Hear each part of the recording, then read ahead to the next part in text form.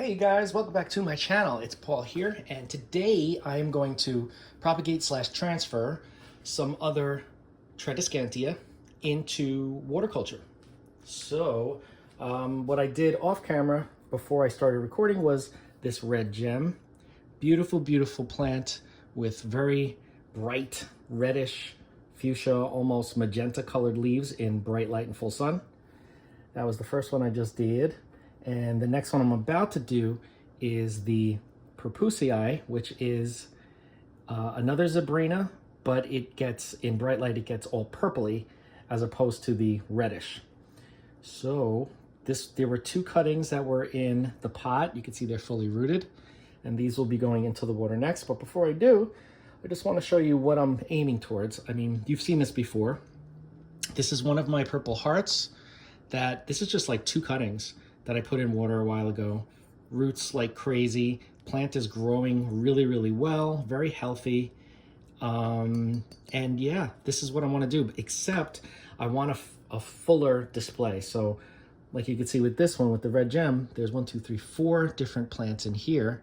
So when this acclimates and starts to actually grow and grow new roots, it will be a lot fuller than what you see here, for example. But I could easily take some of these and just cut them and stick them back in so that this gets fuller, but I don't mind this one at all. And I have so many of these in water all over the place that I think it's cool the way they grow. So I don't really mind it being sparse.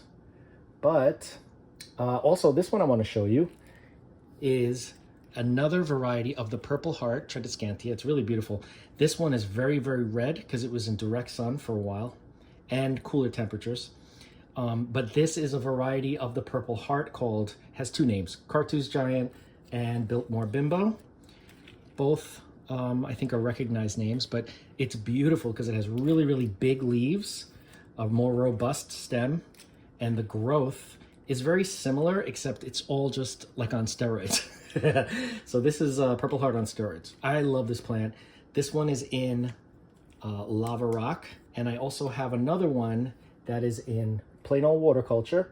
The one in water culture is more purpley because it has not been in full sun. This one has been in full sun and a lot of cooler temperatures by the window, so it's more reddish. Anyway, so we've got the Cartouche Giant, a Biltmore Bimbo. We have the normal purple heart that's green because it hasn't been getting any full sun. We have the red gem. We have the purple Purpussii. And over here, I also found at the nursery another purple heart, but this one has rounder and shorter leaves. So this is a different strain than any of the ones that I have, because the ones I have, when they get mature, their leaves get long like this. So these, you can see, are more round. So I kind of like this this cultivar or this strain of the purple heart. Never seen it before. It's, you know, subtle differences, but enough that I recognized it and I wanted it, so I bought it. I also have here, this is the Nanook, which I will be taking out. I'll probably do the rest of these off camera because once you see one of them, you kind of know what's to come. But this is a Nanook, and then this is the same as the Nanook, except it is not variegated. So there are a bunch of different names, and there's always like a discussion about this. I don't know if this is Tradescantia, it's something else with a C, but that's just one of the scientific names, one of the Latin names for this. I've seen it labeled as a couple different things. So let's just call it the green Nanook, I guess. I mean, I don't want to say that because Nanook is a specific variegation.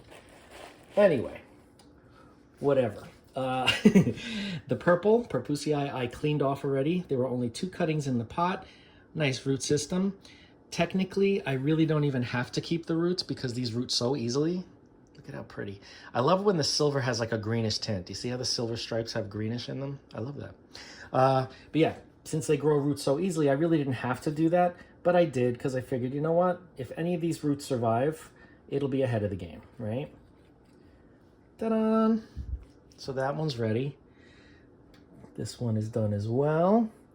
And what I'm going to do next is do this one. Da-dun, da-dun, da-dun. So, sorry, I keep going out of camera. I could take these out, clean off the roots, and put them in water. Or I could take cuttings. I think I'm just gonna take cuttings and then more will grow from the soil, but I don't like growing these plants in soil because out of nowhere they'll take a turn and the new growth starts to get like all deformed. No insect, no bug issues anytime that this has happened. I don't know what it is with the soil, but I don't trust it. So I grow them in water and they do great, as you know if you've been watching. So here's my new bottle for these guys. And I'm gonna cut these pretty low so that there's enough stem. This is a dead leaf. So that there's enough stem to root. We have, the roots come out, for Tradescantia, the roots only come out at the nodes. Other plants, the roots can come out a bunch of different places, but for Tradescantia, see there's a node there. Wherever the leaves would join the stem, there's a node there. You can see those bumps, that's like the start of the roots. And there's another one here. I'm only gonna submerge these two in the water. But look at how healthy this looks. It's a very, very healthy plant, and I really like this strain. I call it a strain because I don't necessarily know if it's an actual cultivar or not, but I think it is pretty neat. This other cutting I took also has 2 nodes, 1, 2, and I'm also gonna remove this leaf. There's no need to keep that leaf. Ah, so cool, I just really love these plants. Sorry, I gotta calm down a little bit. Calm down, Paul. All right, and I'm going to cut this one here. Okay, this has 1 node and it has a leaf on that node and then the other node up here. So I'm gonna take this leaf off. I'll leave the other leaf on, leave the other leaf. Hear what I did? And this way, roots can come from this node that has a leaf, but most of the roots are gonna be from the bottom node. Man, I just love this. So cool looking. I know it's a lot of people, they're like, oh, it just looks like a regular purple heart. Not to me, it doesn't. I'm surrounded by purple hearts, so to me, this is not a normal Tradescantia pallida. All right, this one I'm gonna cut all the way down because I wanna make sure that I get enough nodes. This is a smaller cutting. All right, so the first node is here with this leaf. That's the only leaf I'm gonna remove, and it's only gonna have 1 node to root from, which is fine. I'm also gonna cut this a little bit shorter. Okay, so there we go. Roots will come out of the node here. They may even come from this one, but I'm not gonna remove this leaf, okay? I don't wanna do too much damage. Even though these plants are resilient, they will survive anything, even a holocaust. Nuclear holocaust. Okay. There you have it. Dun, dun, dun. These are so cool. Now, if you guys have been following along, you know that I do a lot of different things with these plants. And I'm gonna show you one that you've seen. This is my head planter. That was a gift. And it has the purple heart in it. Let me back this up so you can see it better. Okay, it has the purple heart in it, not in the sun, but you can see how much it has grown. And I keep taking cuttings of it, like from the longer parts I took from here lately, and I just keep sticking them back in to fill it out, to fill it up a little bit. And the only thing that's in here is sphagnum moss. So these guys love growing in sphagnum moss in addition to water culture and in addition to semi-hydro. So just keep that in mind. If you're starting to get ideas, I say go for it. Sphagnum moss works really well. They face towards the light, so I have to keep turning it the other way so they grow back the other way. But I kind of like it. It almost looks like punk rock from the 80s. This is an 80s planter. I'm kidding, it's not. Anyway, so yeah, that's what I am going to continue doing. I'm not going to bore you with all of these plants.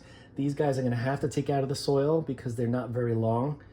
And then I'll put them into water. But that is all she wrote. If you have any questions on any of these Tradescantia that are beautiful plants, they do great outside, inside. They even do well in full sun, believe it or not.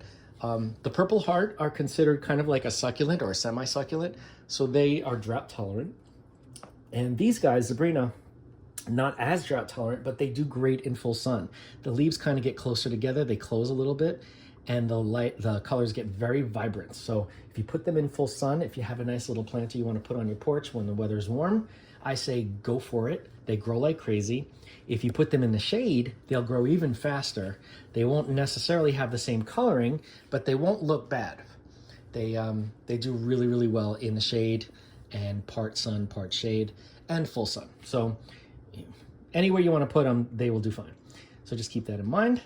Also, if you guys, any of you are growing any plants, transferring anything into water culture, leave a comment and tell me what you're working on, because I love hearing about this, especially when people have success stories. It's always very exciting for me. And, you know, your success is my success and vice versa. So I love to hear about it. So keep me posted on any of your projects in water culture, and we'll discuss. Don't forget to like, comment, share, and subscribe. Hit that bell if you want to be notified, and I will see you in the next video.